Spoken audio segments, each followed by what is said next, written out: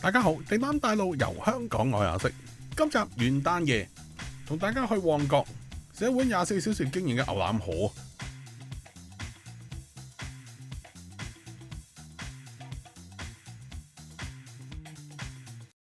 今集會同大家食一間我覺得整得好味咗，全香港最難食嘅牛腩河。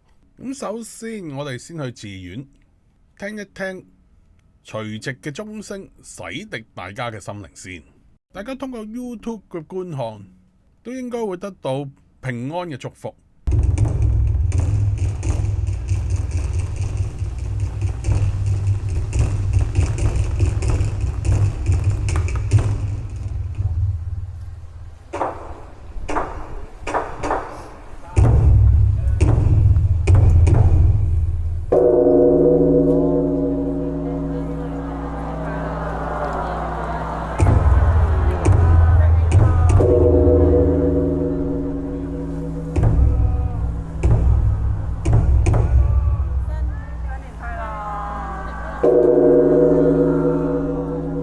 喺大埔做完法會咧，大概係1點鐘，落到山去埋旺角咧，大概係2點半到。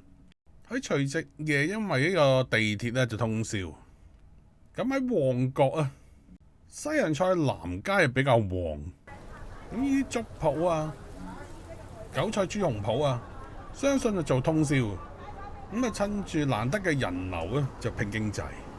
其實印象中好似10幾年前呢，夜晚半夜出嚟旺角都係咁旺嘅。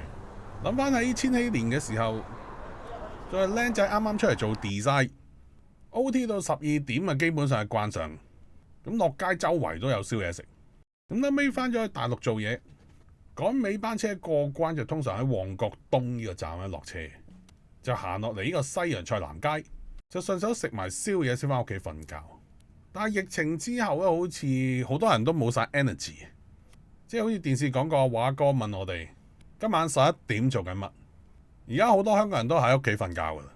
咁你要夠 energy 先可以出嚟夜晚宵夜啊嘛。今晚除夕夜周街都係好有 energy 嘅年青人，我自己喺街行都感覺到青春咗，個人又充滿 energy 啊。咁行下行下就行翻我年青最有 energy 嘅時代，最中意嚟依間食牛腩河。佢入邊除咗污糟同埋臭之外，個 feel 係好古惑仔。牛腩河係2個。如果鋪頭入邊播下謝霆鋒同埋鄭伊健咧，就更加正。咁同大家睇睇個餐牌有咩食同埋價錢先。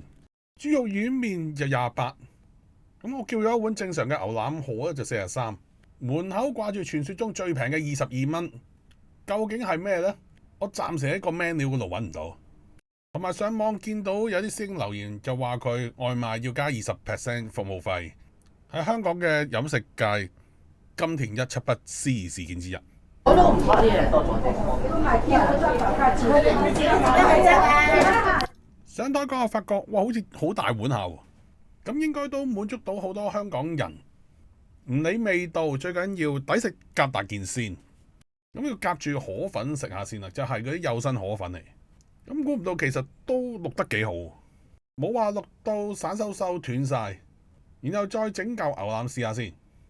牛腩大概有10件，有6件係正常部位，另外有3件呢，你係點咬都咬唔開嘅部位，即係完全冇脂肪嘅依個部位。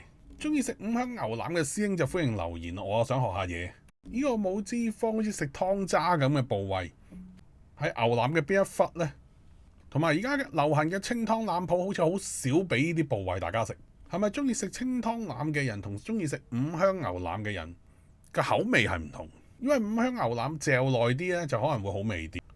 所以我今晚特登翻嚟食翻呢碗牛腩河啊，都係想回味翻佢嘅獨有味道。例如上台嗰下啲葱係擺晒個匙羹上邊，仲有啲金蒜。而佢嘅湯咧仍然係咁混濁，咁有啲師兄就話呢啲叫腩汁，我仍然覺得係一種五香味嘅湯底，唔知佢係豬骨、牛骨定係味精。咁隔咗咁多人飲翻，我覺得佢好似淡咗喎，冇咁鹹，我比較中意喎。因為舊時嚟食咧好鹹咧，飲一支汽水咧係唔夠，再試埋個辣椒油先，就唔辣同埋冇辣椒香味嘅。咁喺度同大家討論翻。一碗我認為全香港最難食嘅牛腩河，佢煮得好味咗，佢會唔會始終都係一碗全香港最難食嘅牛腩河？即係我覺得佢係進步咗，但係仍有進步空間。鋪頭污糟成地垃圾係因為客人周圍抌。至於餐廳嗰陣臭味呢，可能係通風系統有關，亦有可能係嗰陣五香牛腩味太過濃烈，我自己聞唔慣。但係我又覺得佢係一種獨特嘅江湖味。即係如果有遊客嚟香港玩，我實會帶佢嚟呢度試一試。個感覺好九龍城寨，同埋佢始終都叫做半夜有宵夜食嘅一間鋪頭。嚟到唔一定食味道，更加係食一種 energy 啊！尤其係3更半夜，好多後生仔嚟呢度食，仲有啲夜間服務行業嘅人士嚟呢度宵夜舒暢心情。所以嚟呢度食嘢，你唔好諗住食味道，係要食佢獨特之處。咁明嘅就明，唔明嘅就算。